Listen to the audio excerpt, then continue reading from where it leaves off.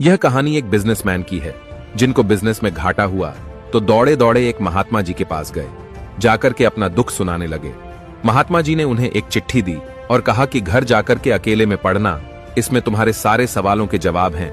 वह घर पहुंचे और जाकर के अकेले में चिट्ठी पढ़ने लगे तो उसमें लिखा था, मेरे प्रिय, जब तुम सुबह जगते हो तो मुझे लगता है कि शायद तुम मुझे याद करोगे, लेकिन तुम अपने कामों में बिजी हो जाते हो। फिर तुम चाय पीने बैठते हो तो मुझे लगता है शायद अब तुम्हें मेरी याद आएगी, लेकिन तब भी तुम मुझे याद नहीं करते। फिर स्नान करने चले जाते हो, मुझे लगता है उसके बाद जब आओगे तो मेरा ध्यान करोगे, लेकिन तुम ड्रेस डिसाइड कर रहे होते हो कि कौन से कपड़े पहनूं। नाश्ता करने बैठते हो तो मुझे लगता है शायद मुझे याद कर लोगे और खाओगे, पहले आप नाश्ता कर लो, लेकिन तुम ऐसा कहते नहीं। घर वालों के साथ टाइम स्पेंड करते हो, फिर निकल जाते हो।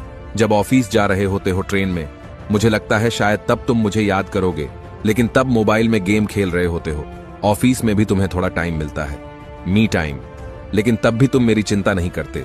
घर आते हो, घर वालों के साथ बिजी हो जाते हो, फिर टीवी देख लेते हो, टाइम पूरा बर्बाद करके।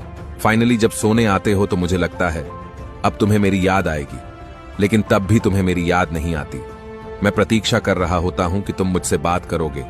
तुम आते हो मेरे पास, लेकिन सिर्फ तब जब तुम्हारा कोई काम अटक जाता है, और तब भी काम निकलवाने आते हो, मुझसे मिलने नहीं आते। कभी